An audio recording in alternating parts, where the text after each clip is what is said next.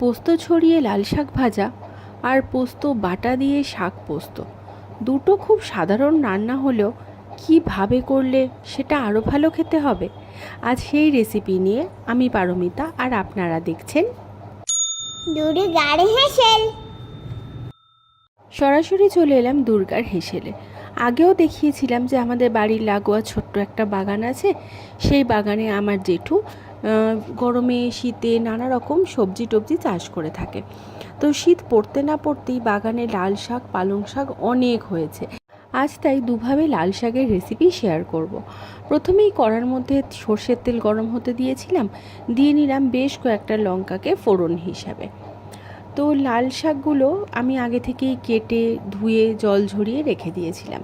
লাল শাকের মধ্যে একটা জিনিস দেখবেন, বড্ড বালি বালি লাগে।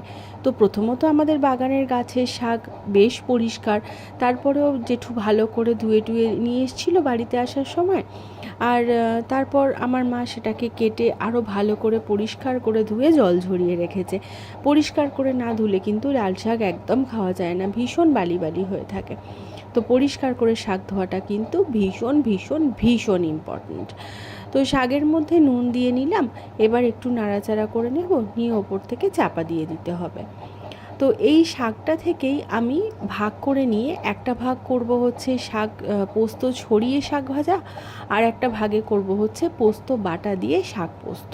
তো চাপা দিয়ে দেবার পর আমি মাঝে একবার কিন্তু কিছুটা শাক তুলে নিয়েছিলাম। সেই শাকটা কিন্তু পুরোপুরি সেদ্ধ করিনি। আর মিনিট 10 পরে যখন আমি এই শাকটা দেখাচ্ছি তখন কিন্তু এই শাকটা প্রায় সেদ্ধ হয়ে গেছে। তো এই শাকটার মধ্যে আমি দিয়ে নিচ্ছি ছোটো চামচের 2 চামচ মতো পোস্ত বাটা।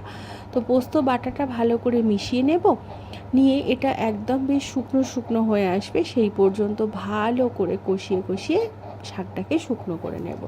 হয়ে গেলে একটা প্লেটে তুলে নেব। তাহলে এটা হলো আমাদের শাক পোস্ত। এরপর চলে যাব পোস্ত ছড়ানো শাক ভাজাতে। তো কড়াটাকে বেশি একটা পরিষ্কার করে নিচ্ছি না, কারণ কড়াটা শুকনোই ছিল। তো দেখুন আমি জল জল অবস্থায় তুলে রেখেছিলাম। এই সময় শাকটা প্রায় 80% মতো সেদ্ধ ছিল। তো শাকের জলটা যেটা আছে সেটা গ্যাসটা বাড়িয়ে ভালো করে শুকনো করে নিচ্ছি। জল যখন একদম শুকনো হয়ে গেছে তখন ওপর থেকে বেশ খানিকটা পোস্ত ছড়িয়ে দেব। পোস্তটা ছড়িয়ে দিয়ে অল্প একটু নাড়াচাড়া করে দিলেই কিন্তু পোস্ত ছড়ানো শাক ভাজা একদম রেডি।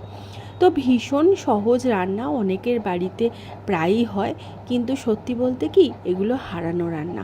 এগুলো কিন্তু আগে যত খাওয়া হতো আজ তত খাওয়া হয়ে ওঠে না। তো একবার বাড়িতে ট্রাই করুন না, সহজভাবে একটু অন্যরকম কিছু হয়ে যাক না সামনের পাতে।